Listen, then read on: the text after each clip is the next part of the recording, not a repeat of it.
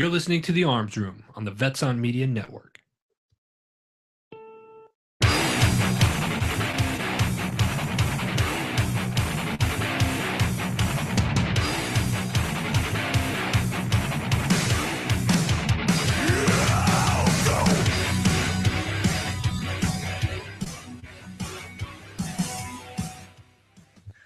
All right, you're on The Arms Room with Glen and John.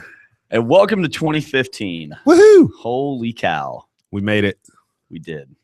2015. God protects his special children. He does. Watches over the stupid, I guess. So we're here again for another year. Another year. We're almost a year on the show now. Yeah. Yeah, 2 more months, I think. Month and a half? Month and a half-ish. Month and a half. And we'll basically be a year on the show. Fantastic. It's because we're awesome. We are. What'd you do for New Year's Eve, John? New Year's Eve, I went to bed at 8:30. You are such an old man. Well, dude, I've got that big order that I've been working on. Yeah. So I've been burning the candle at both ends of the wick since I got that order in. So like that night I was exhausted. I was like, I'm going to bed at 8:30 on New Year's Eve. And I did, and it was amazing, and I slept great. What'd you do on New Year's Eve, Mister? I had such an awesome New Year's Eve. Yeah, mine was great. I thanks courtesy of Matt Kenny from Concerned Veterans for America, our guest last week. We went to the Fiesta Bowl. So Matt Dobson, who's one of our co-hosts and one of our instructors over at Independence Training, hooked a whole bunch of people up with tickets. Mm-hmm. And so he brought his lady Squeeze, and I had my wife. My wonderful wife went with me, and Matt Kenny and his wife were there, and a handful of vets were there from contacts I guess they'd made with Matt. It was awesome, man. We got phenomenal seats, 18 rows up. Nice. Great. It was great. We had great seats. If you go to I think we posted them up on Concerned Veterans for America's page, I believe, or maybe we posted them up on the Arms Room page. They went all over the place because I kept seeing them on my feed on Facebook. I know they popped up all over the place. But it was great. It was really fun. I got to go there and see one of our former instructors over Independence Training, Jason Sweet, who is former PJ in the Air Force, and he was in uniform. Yeah, plays for U of A now. It was cool to see him out there on the field. Very cool. So it was a great time, man. U of A got the crap stomped out of them, but you know what? It was still a good game. Yep. It was fun. It was fun to watch. It was fun to be there. It was fun to hang out with some really good people, and it was great, man. And then we drove home after, of course, up where I live, it had been snowing all day long, and since the night before, so we had a lot of snow, and so we go down to the bowl, and we come back up, and we scoop up the fire team, and we take them over to a New Year's Eve party over at a friend's house, and we had a great time, man. Yeah, played some fun games and stayed warm and out of the snow, and I got the old family assault vehicle stuck in the ice. Nice. That was pretty awesome, and but we managed to get it out relatively easily, but yeah, after, man, that's so much snow and so much ice on the roads that trying to get into my buddy's driveway, which is a little bit of an angle, wasn't happening. Yeah, wasn't happening in the old family assault vehicle. So we had to we had to. Do you call it that to make you feel more manly? Yes, I do. Okay. Yeah. All right. So we abandoned ship and rollover drill. Yeah, that's right. That's right. So we dismounted. And we scooped up the team, and we bounded Overwatch to the New Year's Eve party. That's not true. I actually carried the twins in the snow, and I was freezing my ass off.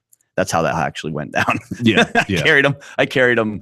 I don't know, whatever, 40 yards or 50 yards up to the house. It was a sweat breaker. Hard work, man. Good times, though. Good times. Rang in the new year by falling asleep on the couch. Yeah, it was awesome. Like, my wife was like, "Hey, it's Happy New Year," and then I passed out on the couch. So. Yay! I was tired, man. I was tired, but it was fun. It was a good time. So we got some crazy What'd you do stuff. this weekend? Oh, this weekend. Oh, yeah, dude, we've got like New Year's Eve and then we this do, weekend. man. Yeah, I mean, this is kind of a big deal this week. So Saturday, We had independence trainings, In With a Bang event. So Good every times. year we do something called In With a Bang, and In With a Bang is a New Year's Eve shooting event. We get all our instructors together and we invite typically just a handful of some of our better students from the past year. Some of those students who've been through multiple classes with us over the last year and been training with us a lot. And man, what a good time. What a good time. We had some awesome exercises. Mason was also there. He was. I was. He had to have it. He had to get a permission slip from his mom, Yeah. but well. she signed it and he was allowed to come. You guys suck. It was a lot of fun. It really was. We had a great time.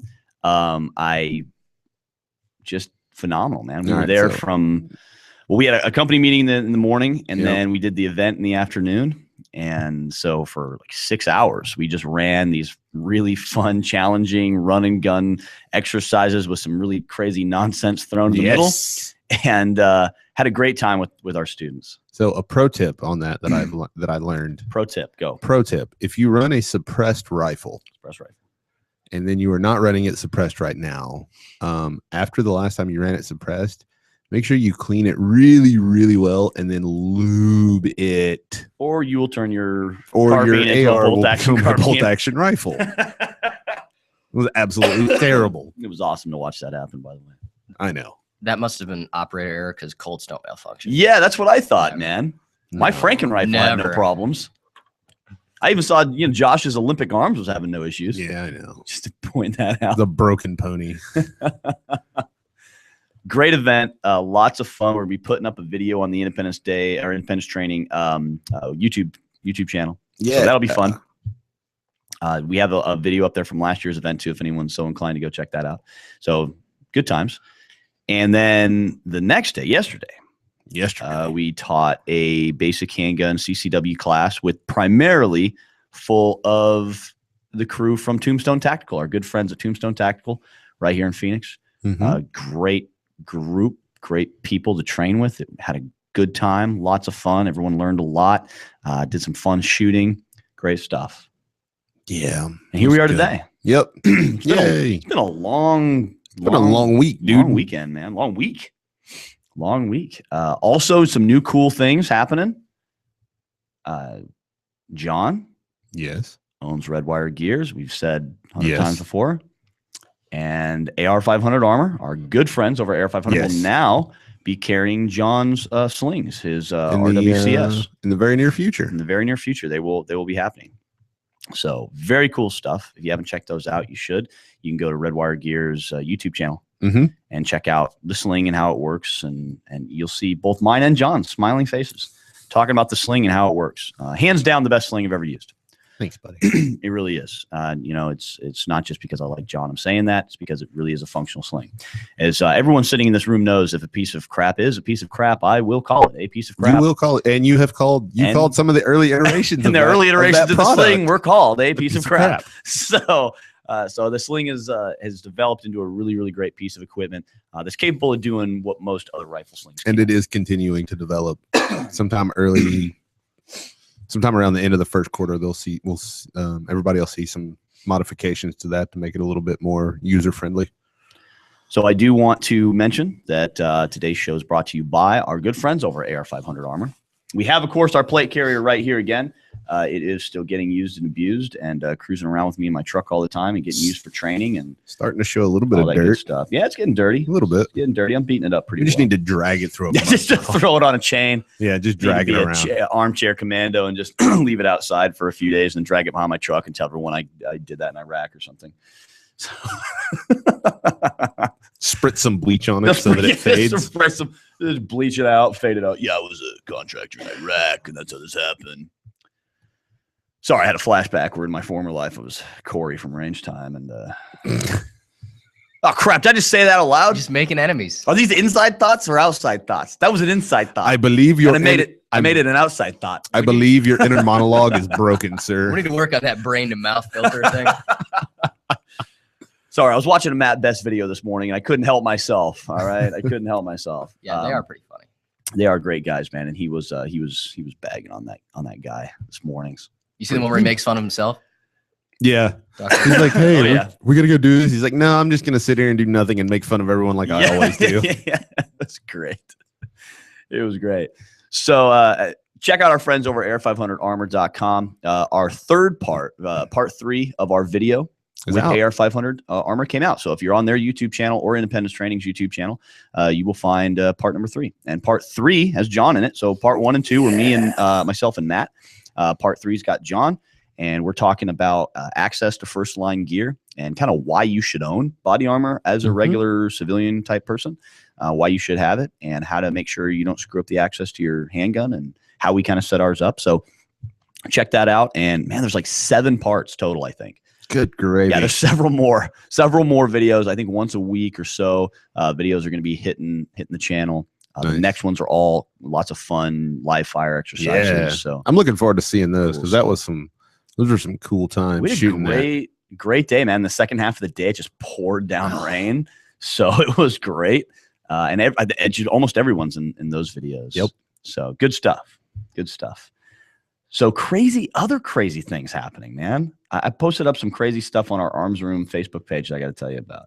So first of all, go check out the Arms Room Facebook page. There's a really good video on there that our good friends over at Action Figure Therapy did with advanced armament. Yeah. All right. And it's the Action Figure Therapy Navy SEAL talking about suppressors and through advanced armament and their legality of owning them and using them and all that. And he uses a word that is my new favorite word. And James, I don't think you're going to have to edit this one out. He uses the word idiot. Yes. I don't have to edit that, Mason. Don't write that one down. I'm like, that's my new favorite word. That's how I can get around it.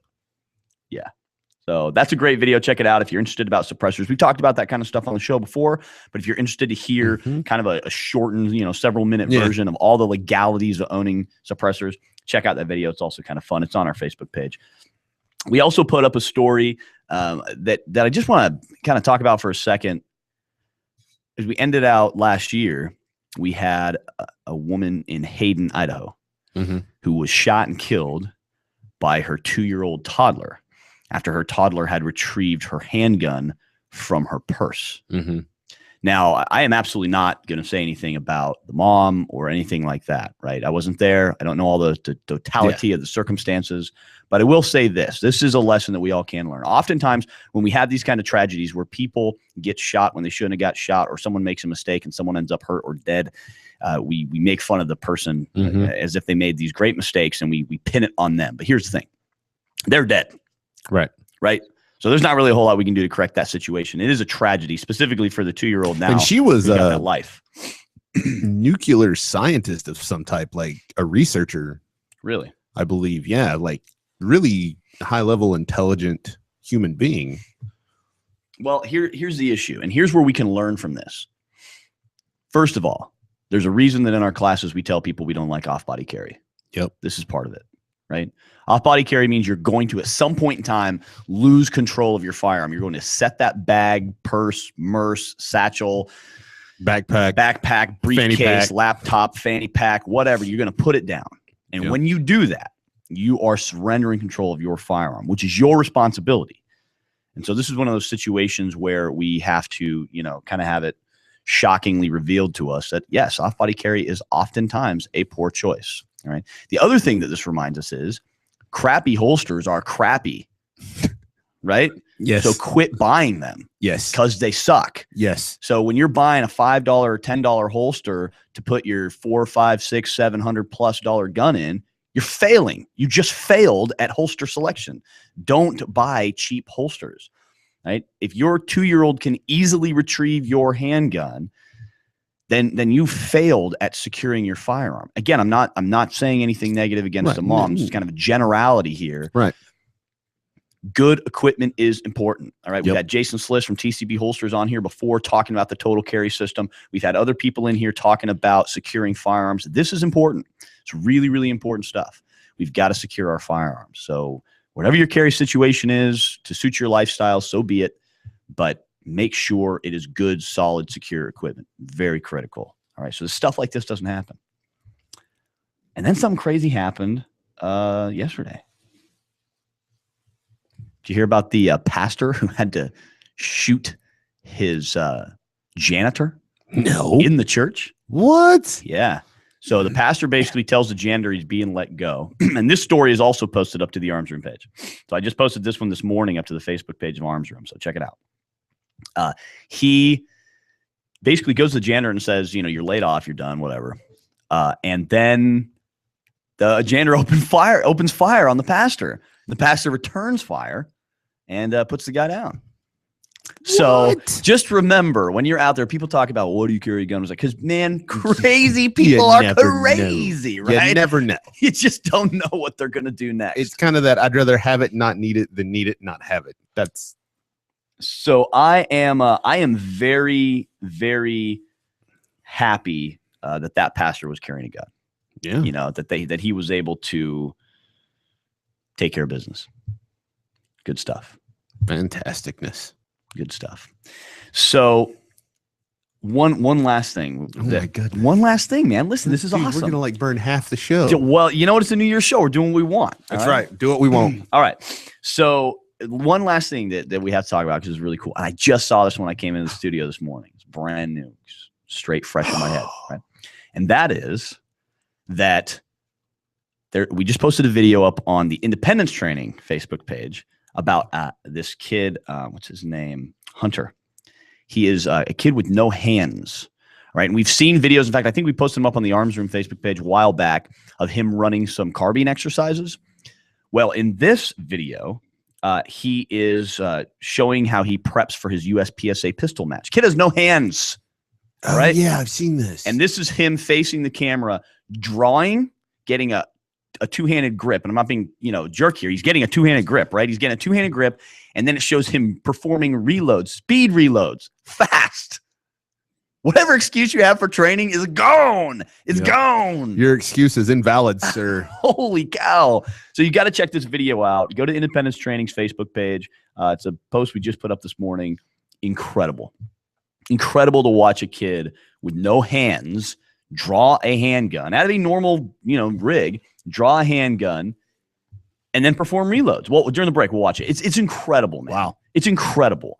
Things like this they just help me remember how awesome the human spirit is. It's just so incredible, and that's kind of what we're gonna talk about today.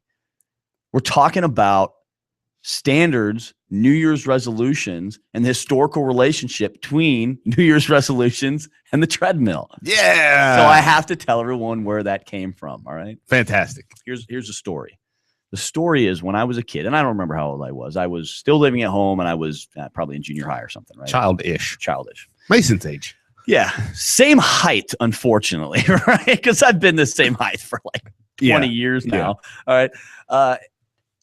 My mom was like, I want a treadmill, right? Like everybody at some point in their life, I want a treadmill. So my dad says, buy you whatever you want. He buys my mom a treadmill, right? And the treadmill gets used. For a week? A little. Here's what the treadmill primarily got used for. It's good for hanging stuff on. Yep. Phenomenal for launching G.I. Joes off of. Ooh. Heck yes. Oh, yeah, dude. You want to see flying G.I. Joe take out a whole squadron of freaking Cobra? You launch him off a treadmill, man. He can get a projectile type motion going on, and he will take out some serious Cobra soldiers. Other than that, I don't really remember the treadmill doing anything other than eventually going away. Yeah. Workout machines in general, I think, how many people in the last week made some kind of resolution to get in better shape? And they're going to Everybody does every year. They're going to buy. And the answer to getting in better shape Is buying new stuff. is buying new stuff, right? Now, here's the thing. You don't need machines, right? I mean, if you just did push-ups and sit-ups, which require no machines and just your body, right? If you run, if you do the simple, basic PT type stuff, then you're probably going to be okay. Good old-fashioned calisthenics. That'll help you get started. So if you're not willing to do that with no machine, is buying a machine going to get you in shape? Sure, because I've got this brand new piece of equipment. I spent hundreds of thousands of tens of millions of dollars on it. Moving the machine in your house is going to help you get in shape. Yeah. Right, Just move it in and out of your These house. things are heavy. Move it from your new home gym, which That's right. I'm having quotations here for those of you that Aren't can't watching. see what's going on. Move it into your new home gym, and now I'm going to move it out into the garage. Well, now I want to move it back into the living room. Well, if I put it in the bedroom, I'll be able to use it. Well, if I put it in the bathroom next to the shower, so on and so forth. So yeah, just move your new machine around a lot, and it will help you get in shape. You'll get in shape. So New Year's resolutions and their historic relationship with treadmills and kind of everything that people set for New Year's resolutions. I'm not a fan of New Year's resolutions. I stopped doing them years ago. I hope I'm not breaking any hearts here or anything, but I think New Year's resolutions are for the most part a waste of time. Because just because it's a new year doesn't mean we should commit to doing something. Because here's what we need. Here's what we need to start doing at the new year. All right. Get ready. I'm gonna lay down. You know what? I'm gonna bring the Jesus in here today. Get ready. Get ready. That's not a curse word. You can leave it. All right. He's marking Depends it. on which country you're Not in. so sure about that. All right. Here's the deal. So in the Bible, and so Mason, the Bible is this book. La la okay? la la la la la la la. I can't hear you. There's a story. Okay. And the story is about Lot. All right. Are you familiar with the story of Lot, John? Yeah. Okay. I grew up going to one of those buildings with steeple and church and people with lots of Bibles and hymnals and things. Did they ever try to get you to drink Kool-Aid, John? No. Okay. No. So there's a story, right, about Lot and his wife. And I'm going to sum it up real briefly here. But basically, they're told to leave these evil places. Mhm. And the one thing that they're commanded to do, the one thing, and whether you believe in this stuff or not, that's fine. But they're one thing they're commanded to do, that the story still proves a point. Don't look back. Don't look back, right? Because the one thing they're commanded to do is don't look back. They're leaving this kind of evil behind, and it's don't look back. Look forward. Look at what you're going to, not where you came from. And instead, Lot's wife is like, I can't help it. And she turns around and she looks, boom, she's turned into a pillar of salt. All right, game over. So what's the moral of the story? All right, whether you believe in all that or not. Stop living in the past and Moral of start the story living in the is future. Live in the present, look for the future. Learn from the past. Learn from it, but don't live in it, right? That's important. And I think a lot. I think that's a problem a lot of veterans have. Yes. Living in the past. Yes. We were talking about this yesterday at class. We were kind of joking about it. How we only remember the good stuff. Mm-hmm. We don't remember all the terrible times. We just remember all the good times. And so it's like, oh, if only I could go back. Oh, We if get all only I could do that. nostalgic and Yeah. And when we do that with everything, even for for the non-veteran community, it's the fitness same is a thing. fantastic. Oh, I thing used of to be it. in such good dude, When I was shape. in my 20s, I could Oh, it was such do good these shape. amazing things. Oh, like Uncle Rico, right? Back in high school, man, throw football clear over those mountains, right? That's the problem. Yeah. We get stuck. We get stuck in this passing, and that's what I think New Year's resolutions do to people. It's like, oh, I want to get in better shape because last year I wasn't in good shape. Who cares about last year? What's going to happen this year? What are you going to do this year? And that's where standards and training come in, right? I So feel so motivated already. Right aren't you now. ready to just do something? Here's the thing. Here's where standards and training come in, right? So you look at, let's say you want to lose some weight, okay? And we'll just say 10 pounds, all right? I think most guys our age could probably stand to lose 5 pounds, 10 pounds maybe. 10, 20, So 40. so Whatever. let's just say 10 pounds, All okay? right. Let's It's an say we easy want to round number. lose 10 pounds, all right? It's a good round number. So you say, my New Year's resolution is to lose 10 pounds. Guess what? You're not going to lose 10 pounds. Why? At least not in the long term. You're not. Because you're going to set out typically, like most people do, and they're going to, I'm going to lose 10 pounds with no standard, no idea, no way, No plan. no plan on how they're going to lose that 10 pounds. I'm just going to lose 10 pounds. No, you're not. And if you do lose 10 pounds, it's going to be because you're going to find an easy route to do it, like some fad diet. And now you're going to go lose these 10 pounds through any number of fad diets that have happened in the last 10 years, from what Atkins to whatever they do now, Even paleo, bro. right? All this crazy stuff. And they're going to lose the weight, but they haven't changed their lifestyle. Yep. They haven't changed who they are. Or they haven't set a standard for their life. So if that's what you want to do, you have to change how you eat, how you act, how you exercise, how you do everything if you want to lose that weight and keep it off. And that goes for any kind of New Year's resolution. Shooting, right? We have Mhm. people say, 2015, I'm going to become a better shooter. Okay, what are you going to do to become a better shooter? How? How are you going to do it? I'm going to go to more training classes. Okay, well, that may not help you. What are you going to do? How are you going to practice? How are you going to change your life so that you can incorporate more time, more energy, more effort, more money into your own personal practice, your own training, your own dry practice? How are you going to change your life so that you're going to become a better shooter? It's an excellent question, sir. It's standards. Because people don't like having plans. I'm a planner. I'm a schemer. I'm a planner. I like to, if I say I want to do something, then I generally have, and I'm not a very meticulous planner, but I will have some type of loose flowing system of how I plan to get to this place. Sure. And people often forget that at any time, like any big life change, whether it's a new year, whether it's having a new baby, whatever it is, any big life change like that inspires people to make changes in their life. And they go, oh, well, I've got this new kid, so now I'm going to go more green, or I'm going to do this, or I'm going to recycle this, or they make all these great ideas and big hopes and dreams. And they never take the time to stop and think, okay, well, let's look about how I'm going to accomplish this. And the best way to get to these places, any of these things, in my opinion, is small steps, small increments. So your goal is to lose 10 pounds, right? Well, the first thing, say I'm going to, because I have a soda and Monster habit. So I'm going to limit myself to 1 can of Monster and 1 bottle of soda a day, as opposed to the 2 to 3 or 4 or 5 or whatever. Okay. So start there, small increment. And then once you've got that down, you'll start to notice some changes. You'll feel better, so on and so forth. And then you pick another small one, like I'm going to eat 3 fresh pieces of fruit every day.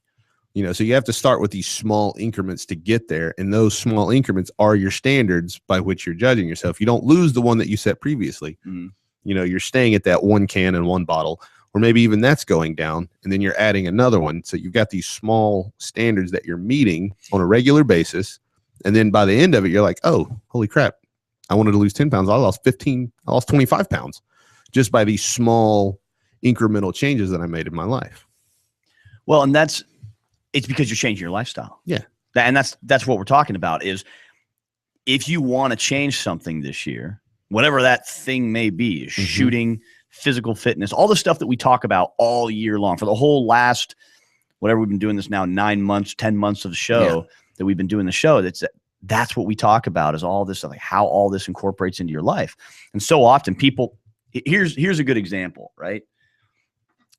When I shoot, I'm a pretty good shooter. I'm not the best shooter out there, but I'm a pretty good shooter. Okay. Yeah. And when I shoot, oftentimes people, oh, he's fast or he's accurate or whatever. And one of two things happens. Either A, I can't get like that. They think, okay, I can't get that right. And they're right. They can't. Right. Because if that's the way you think, then you're right. You'll never get that. Exactly. Right. Or B, they go, well, I want to be like that. How do I be like that? Okay. Well, here's what you have to do. You have to devote your life to it. Yes. Right. Yes, you have to spend several hours a week at minimum. Dry practice, live fire, training, reading, researching, figuring out efficiency of movements, looking at biomechanics of shooting, understanding how standards work, setting yourself to high standards. If I shoot an exercise, let's say, pick an exercise that we shoot in 5 seconds, let's say. Okay, so we shoot in 5 seconds, whatever that may be. Okay, we shoot this exercise in 5 seconds. That's not the standard. The standard is not now 5 seconds, right? That's an inappropriate way to set a standard, right? I'm just going to maintain that, like you said. That's maintenance. I'm just going to maintain that if my standard's 5 seconds. So if I can shoot it in 5 seconds, my new standard's 4. Yeah. And if I can shoot it in 4 seconds, then my new standard's 3.5. Right. And if I can shoot it in 3.5, then my new standard's 3, etc. And I'm going to keep doing that until I reach a standard that I can't quite get to. And then that's the standard I work towards, because there's really no such thing as good enough. Because it just depends how good do you want to get? Because if you say, well, that's good enough for whatever, then you're right. That's good enough for you, or good enough for the Army PT standards, or that's good enough for the shooting qualification standards at your local department, or that's good enough for, your wife's not ragging on you anymore because you're got a 12 pack instead of 6 pack, right? Whatever. Like if you're okay with these standards, then that's going to be good enough for you. But if you continue to set that standard harder and harder and harder to achieve, then you will find that you will start to build your lifestyle around achieving that standard. You want to say something, Mason? You're touching your buttons over there. I didn't know it's a. That's what I do. I touch buttons. Yeah, you're confusing over there when I look over there. And you look like you're playing the keyboard on that thing. He did have this look on his face, like I want to say something. Oh, I always want to say something. Yeah. All right, so we're gonna go on break. Our first break of 2015. Woo! Yay. We're gonna go on break, and when we come back, we're going to kind of keep talking about standards and training and how to make realistic New Year's resolutions if you want to make them, but more importantly, just how to set good standards for your life, for your training. You are listening to the Arms Room.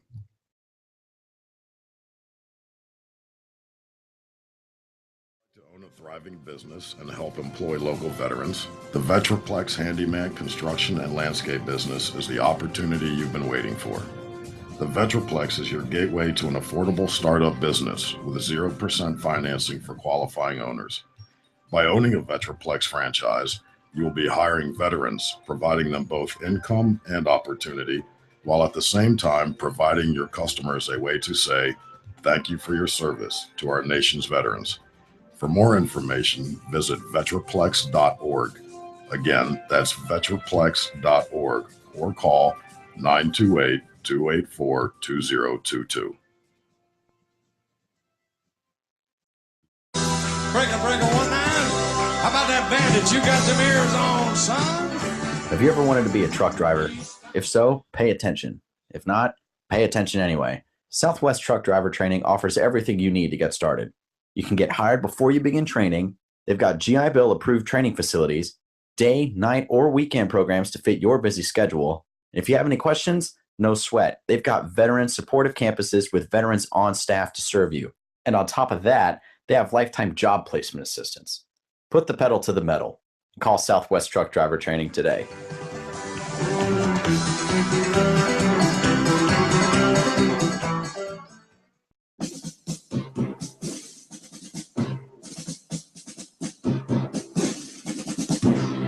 Everyone's going to need an attorney at some point in your life. I'm no different. Hey everyone, it's James from Vets On. Whether it was my last will and testament before deployment or my ongoing custody battle for my children during my divorce, I needed help, so I lawyered up. If you need help, I urge you to contact Capstrom Law Firm. Capstrom Law Firm in Springfield, Missouri services clients throughout the state in criminal law, personal injury, and family law. With over 13 years practicing law, Tom Capstrom understands both law and court procedures and how stressful they can be. Let Tom Capstrom Law Firm and his dedicated staff take the stress and worry out of a difficult situation by calling him today. We feel so strong about the work that Tom and his staff are doing that he'll be a monthly guest on the show. Tom is a veteran and a listener, for God's sake, so you know the guy is solid and will fight for you. Give Tom a call today by calling 417-864-0552 or email Tom at capstromlaw.com. And don't forget to tell him that Vets On sent you. The choice of a lawyer is an important decision and should not be based solely upon advertising.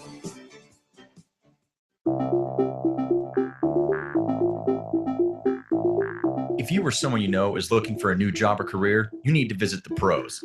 National Career Fairs at ncfairs.com. National Career Fairs hosts over 300 career fairs a year nationwide. The events are free and give you the perfect chance to meet some of the top employers in your area face-to-face. To find the nearest career fair to you, visit ncfairs.com. Again, that's ncfairs.com. What are you waiting for?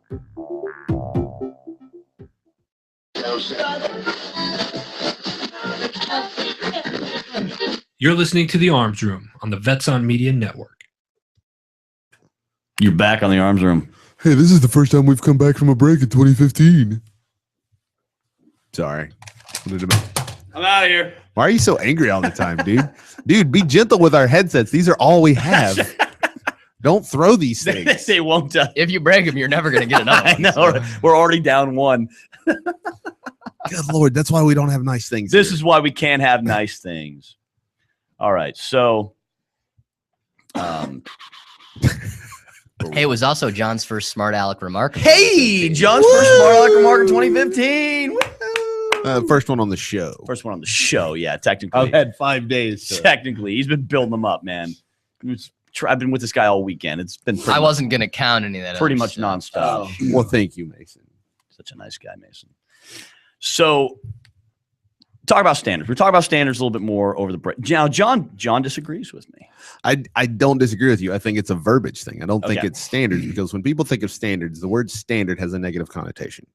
So you worked in the construction business for a while, right? That's right. I did. And there were certain OSHA standards, right? There were, yes. And what happened when they said, "Oh, you're having an OSHA inspection"? You're Yep. like, "Oh God, I got to do all this crap That's right. to get to this standard so that we don't get shut down." And blah. Oh God, these standards. Ugh. It's terrible. Nobody likes the word standard. Okay. Everybody likes the word goal, right? I Okay. think a goal is better than a standard, because they are, in essence, in my opinion, the same thing. But a goal is more inspiring to me than a standard, because there's like this negative connotation of the word standard. So it's like I was talking about earlier. You set this goal of losing 10 pounds, and then you take small steps along the way until you eventually reach that goal, which was your standard. Mm. And now that you've reached that standard, you reset a different standard and a different standard, because everybody goes, "Well, I want to get in better shape this year." Okay. We're talking like, That's broad. that's very broad. You have to be very specific in your goals that you want to achieve. Specific. Anyhow, I cannot say that word. Keep going. Specificity. There we go. Got it. I grew up in the South, public education. Yeah. So it's not a disagreement. It's a change in verbiage. Okay. Kind of like that article between grabbing and having. Okay. Because I mean, I just that's how I feel about it. Now, so ask this question. Does verbiage or semantics potentially change someone's mental outlook on achieving something? Absolutely. Yes. Yeah. Dramatically. I think so. Dramatic Semantics is change. everything. Mm-hmm. It's all about how you say things. Yeah. So yeah, words mean things, right? So Words have meaning. So if we look at it from that perspective and we say, all right, maybe standards isn't what we want. Maybe we want goals. For me, I like standards. Right. And it's going to be a personal thing. For you, you like goals. So for people out there trying to figure out how they're going to set their plan, their goal, their standard, their objective, their mission, whatever it may be, Right. use whatever verbiage I think works well for, because I think it's an important difference. Mhm. It's an important difference to say, like you said, man, if you're always dealing with standards at work or goals at work or objectives at work or whatever, then the last thing you want to do in your personal life Mm-hmm. is do that thing, likely, right? You don't want to do that thing. So you just call it something else. That's fine. That's fine to call it something else. If that mentally helps you get over not liking it, then call it Right. something else. Right. Now, here's what we have to look at is how long is it going to take us to do this? Oh, it depends on your goal, your objective. I mean, it depends on what you're trying to change. Well, you talked about habits. Oh, okay. So habits are typically speaking, formed, and I can't remember exactly which. It's either 21 or 28 days. I think it's 28. Okay. So it takes an extended period of time, several weeks of doing something consecutively to make it a habit and to make it something that you naturally do. To break that habit takes less than 10 days.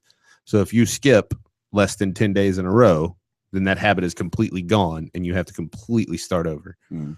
So when you're setting these goals, you're not going to get there. I want to lose 10 pounds. Well, you're not going to lose 10 pounds in 5 days. It's not going to happen unless you go on some crazy crash diet, and then that's just not healthy. Or you say, I want to shoot, say I shoot a 1 to 5 drill in 20 seconds, right? Well, the next time I go out, I want to shoot that same drill in 10 seconds.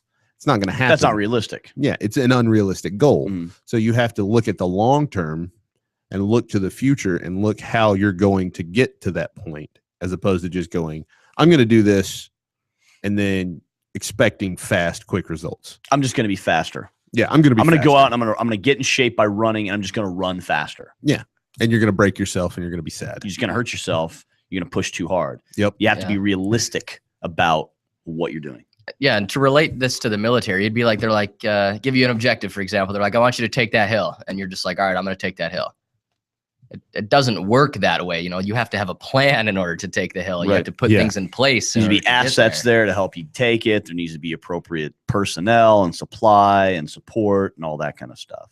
Yeah, that's another thing right. that I think a lot of people forget about. You got to get your family on board too. Your significant This is other, not a Yeah. uno solo kind of thing. No. And it's all about what type of person you are. Like for me personally, I kind of like to have other people there motivating me along, or I'll just be like, screw this. Why am I going to not eat burgers or something? You know, Yeah. if I have somebody there that's like, hey man, don't do it. You know, like it's not worth it. Don't eat it. Then it gets a little easier. You know, it's a little easier to stick to your plan.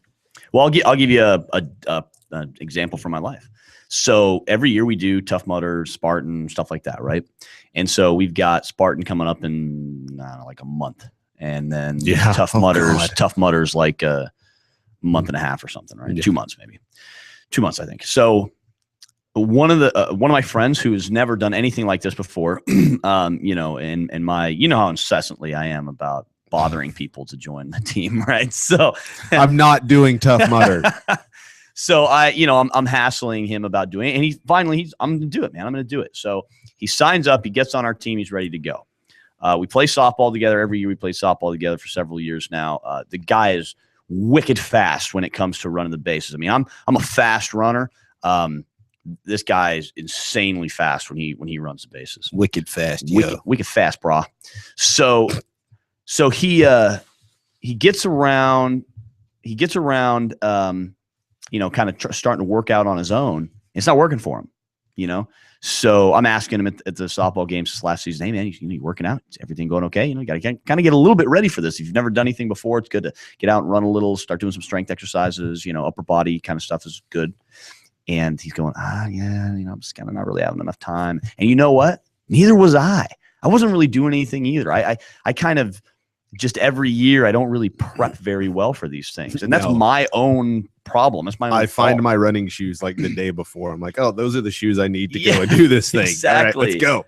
And so the issue is I'm not really prepping for it either. So I go, you know what?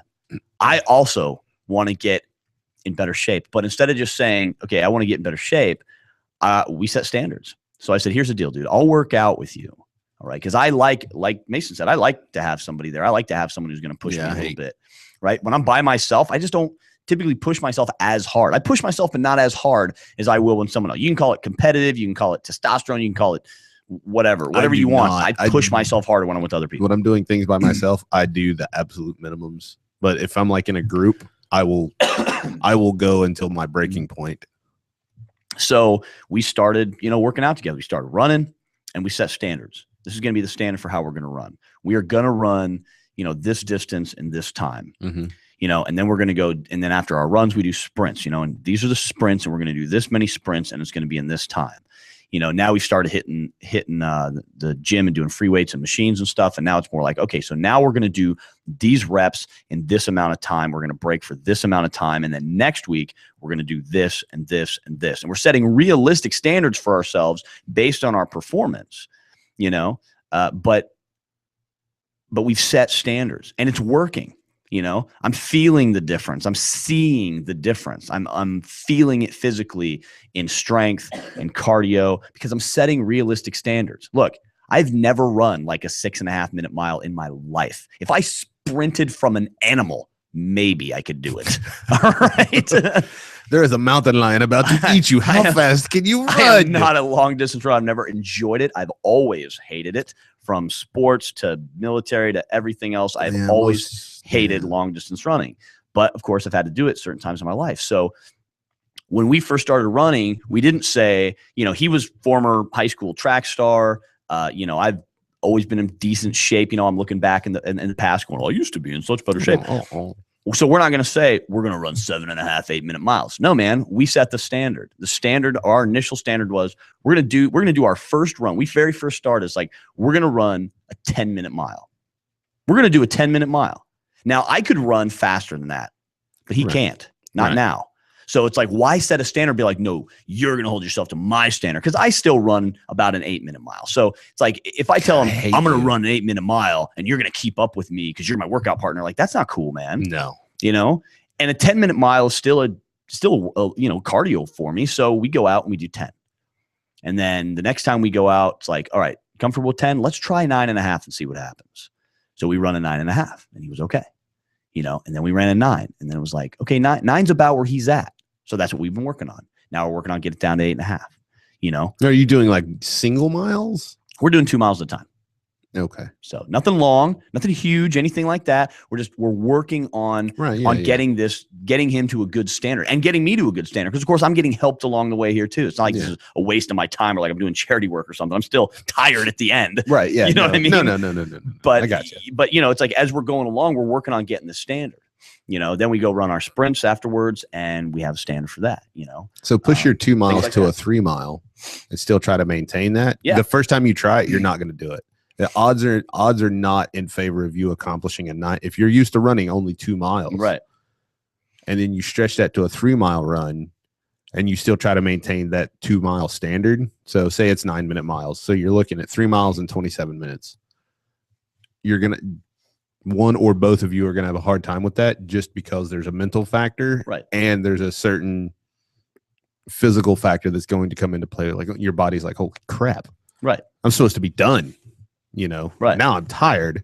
So then in that 3rd mile, you're really going to have to push, and really, you'll see a huge difference in that. But this is the importance in setting whatever you want to call it: goals, standards, plans, training, objectives, mission, Right. whatever you want to figure out, you want to call it.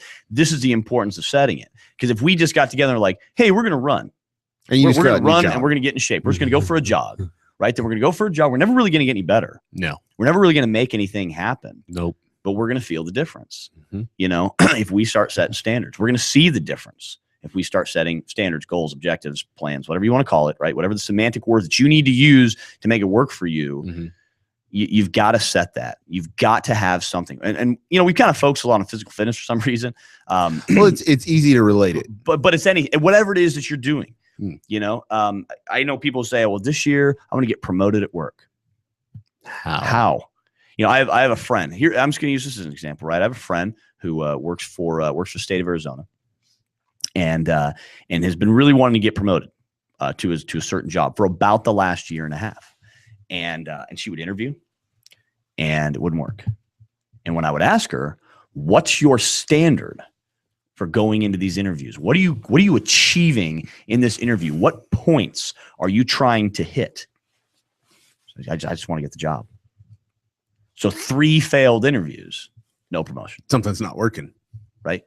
And why? I'm a hard worker and I do all the extra stuff and I do this. That's great. Other people are getting promoted over me. Awesome. That sucks. What's the standard that you're trying to achieve when you go in there and you're talking to your superiors or the people who are choosing you for this job? What are you doing? What are you saying? What are you going for? What's the goal? What's the standard for what you're setting yourself to get this promotion? If it's nothing, if it's just based on the fact of what you've already done, well, this is what I've done in the past, it's not going to work. It's like going in before like an NCO board. Thankfully, I have never been in front of a board, homie.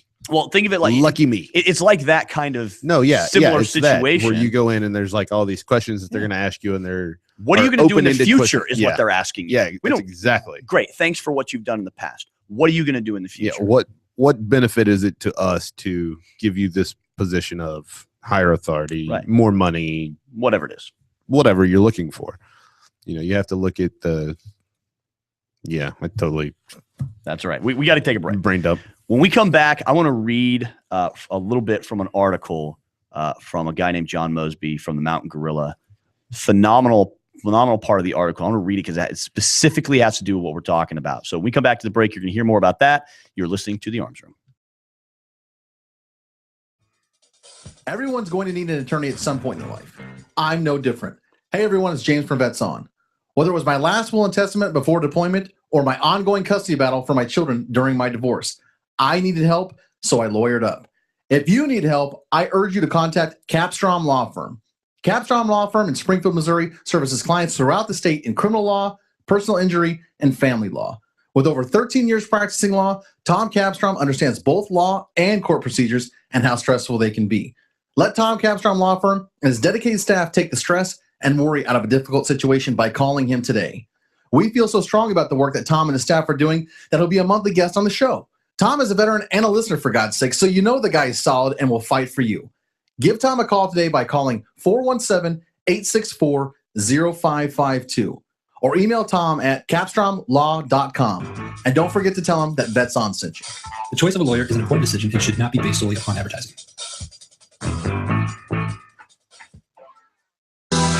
breaker 19. How about that bandit? You got some ears on, son? Have you ever wanted to be a truck driver? If so, pay attention. If not, pay attention anyway. Southwest Truck Driver Training offers everything you need to get started. You can get hired before you begin training. They've got GI Bill approved training facilities, day, night, or weekend programs to fit your busy schedule. And if you have any questions, no sweat. They've got veteran supportive campuses with veterans on staff to serve you. And on top of that, they have lifetime job placement assistance. Put the pedal to the metal. Call Southwest Truck Driver Training today.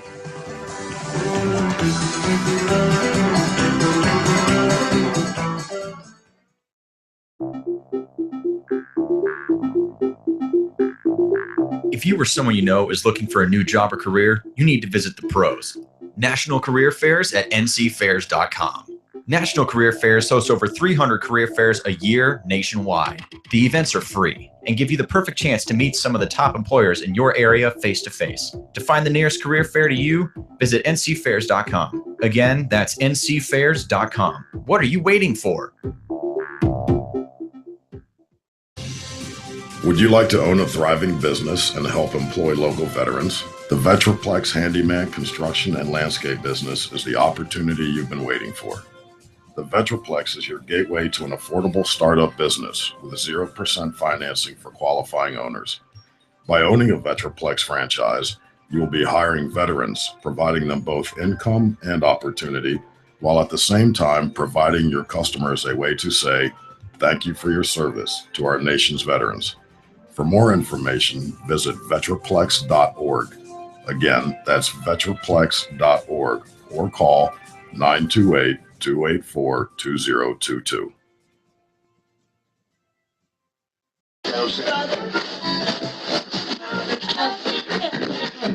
You're listening to The Arms Room on the Vets on Media Network. All right, you're back on the Arms Room. We're talking about standards, goals, training, objectives, mission, personal desires.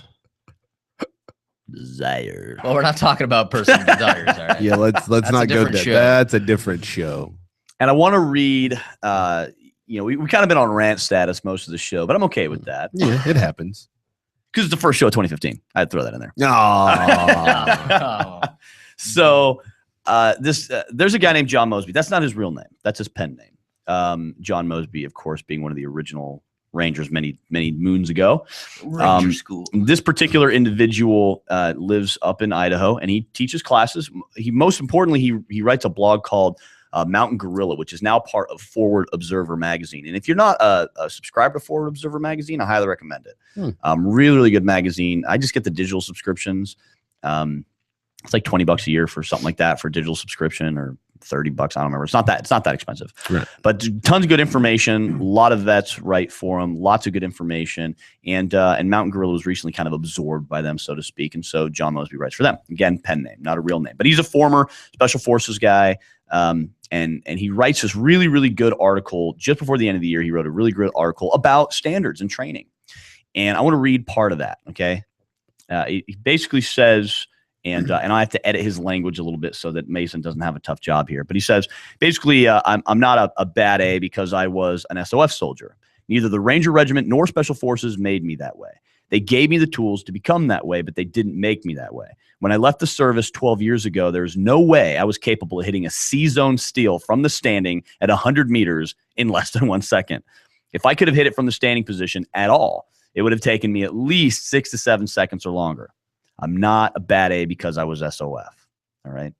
And then he goes on to say, I'm a bad A because I refuse to rest on my laurels or accept that there are limits. Good enough does not exist in my training vocabulary. Obviously, we share some common ground here. I train to the standard every time that I train. What standard? The only standard that matters. The standard of being better than I was last time. So then he says, I'm sure there's a few people at least hoped or dreaded that I would include a set of standards to aim for within this article. Good article. Fear not, I have. And I love these standards. Get ready for these standards of John Mosby. Because I follow this exact same thing. You know, John will attest to this, that all the time he's known me, it's all about being better than you were before. Shooting standards. The only shooting metrics that matter are accuracy and speed. The standard is you need to shoot faster and or more accurately than you did yesterday. PT standards. There are 3 basic metrics I'm interested in for PT. Strength, Speed and endurance. Strength. You need to be able to lift heavier weights today than you did yesterday. Speed. You need to be able to move faster today at any distance than you did yesterday. Endurance. You need to be able to last longer today than you did yesterday. Now that's a set of standards. That is right a set of standards. You know, when I read that article shortly before the new year, and I was like, man, I just love this guy's writing, and I love his mentality because we share a lot of common thinking, and that's it. You know, just because he's an SF guy, he says, that's not why I'm awesome. I'm awesome not because of that. I'm awesome because I refuse to rest on my laurels and allow the standard to be lax. What's the standard? Be better than you were yesterday. That's the standard. Just like our friend Jason from TCB, a little bit healthier every day.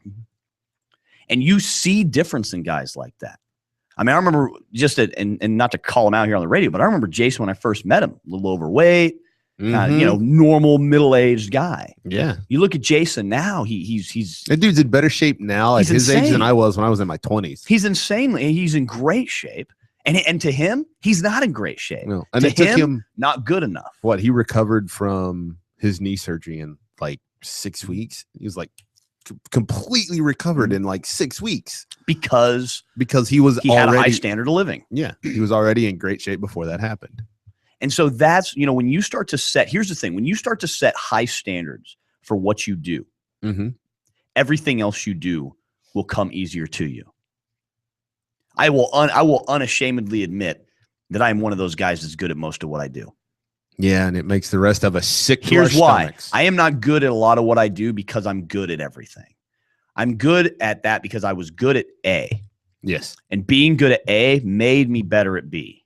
And being better at A and B made me better at C, et cetera, all the way down the line. That's how you get good. I mean, you've met those people who they're just good at everything that they do. They're not that way because they have this natural talent to just be good at stuff. Okay, maybe they pick up things quicker than other people. There is a certain natural ability that some certain people have. Sure, they're better at seeing, they're naturally and comprehending. They're better at observing and picking up a skill. I'm a very visual learner. I can see something typically done once, maybe twice, and then I can do it. You know, and so I learn that way. Some people here, obviously, you know, or listen and hear, and that's how they learn. Some people have to do it, and that's how they learn, and that's great, right? But no matter how you learn, you can be that person who's kind of good at everything, as long as you are constantly working to be better at everything else that you do. You have to be stubborn. And you can't look back. You got to be like Lot, not like Lot's wife, right? Don't look back at the previous thing that you did last year. Okay, you made some mistakes. Like I see all these posts on social media. 2014 was the worst year ever. Your attitude freaking sucks. I thought 2014 was fantastic. My 2014 was good, and you know what's going to be better? 2015. Because that's all I can do is look forward. I can learn from the mistakes I made last year. I made mistakes. I made mistakes in personal relationships. I made business mistakes. I said things I shouldn't have said. I did things I shouldn't have done. I wasn't able to accomplish some of the things I wanted to accomplish, but you know what? I learned from those. And in 2015, I'm going to do better. I'm going to be stronger, faster, smarter than I was in 2014. And I have a plan to be stronger, faster, smarter. I don't just say I'm going to do that.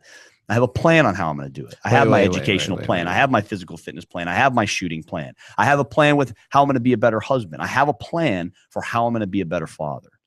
You know, it's not just I'm going to be a better father. Oh, how are you going to be a better father? Right. I have a plan for that. You know, I know how I'm going to accomplish that goal. I know the time I'm going to set aside. I know the things I'm going to do. My goal, just as a basic level of how I'm going to be a better father, how I'm working on that for 2015 is when I take my kids out on daddy dates, right? And when I go out on daddy dates, 2015, I'm turning my phone off, right? Before I just tried to not look at it. Now I'm turning it off. Right. That's how I'm going to change it. So I'm going to be just one of the ways in my plan, I'm going to be a better father in 2015.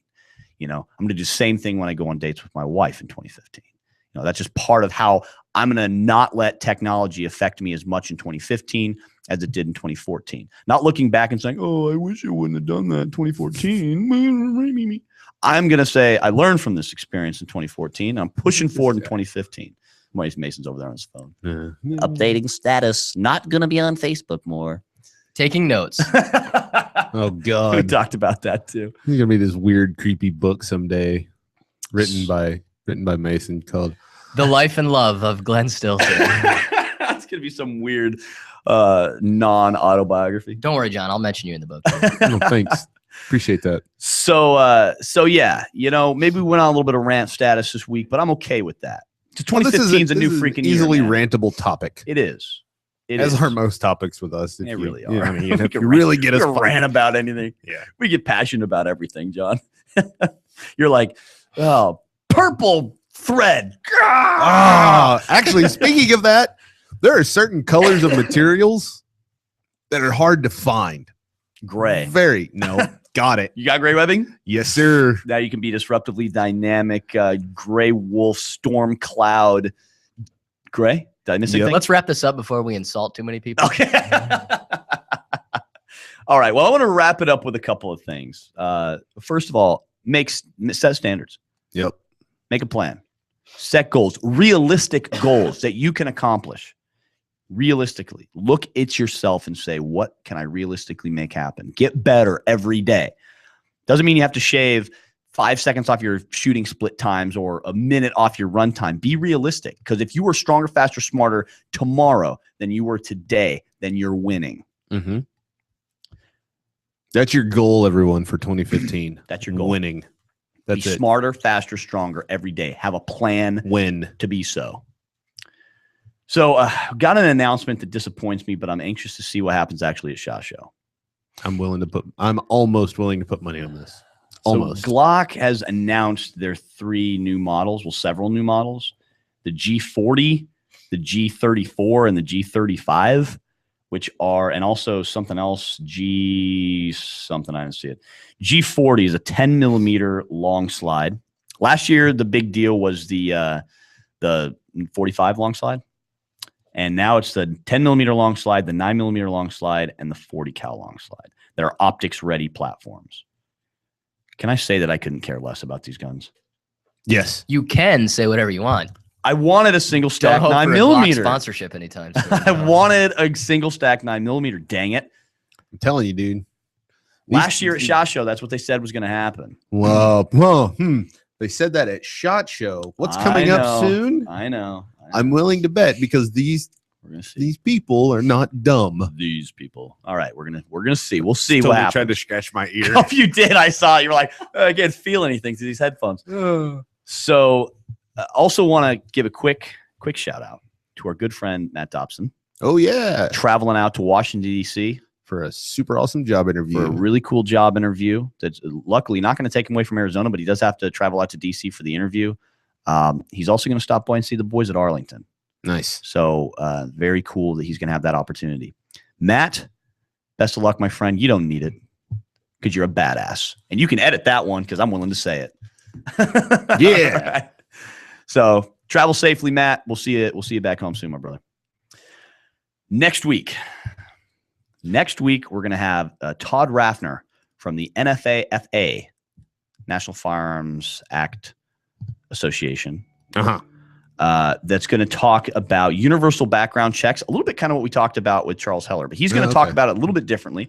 He's also going to talk about e-forms, the future of e-forms in 2015, and also the future of the National Firearms Act and where he kind of thinks things are going with that. Fantastic. So look forward to that discussion next week, and then really the rest of the month's all about SHOT Show. Well, yeah, the following week's going to be a pretty epic show, so Following make sure you week's tune gonna be- in for that. Following week's going to be awesome, and then Jan the week after 26th, that, it's going to be the gonna be our SHOT Show report. wrap up. Yeah, our report coming back from SHOT. So January's all about SHOT Show. So that's kind of where we're gonna be at. Fantastic.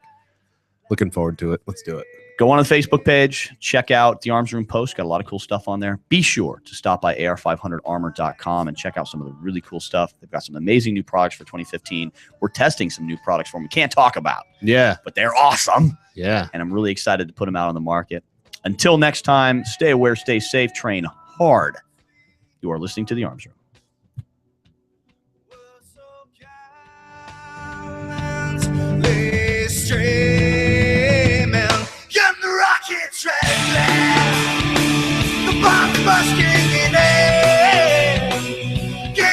Through the night, our flag was still there.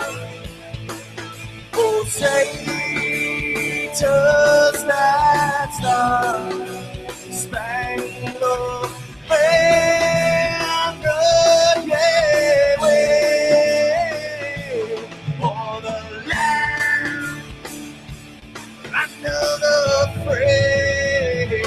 You're the home of the brave.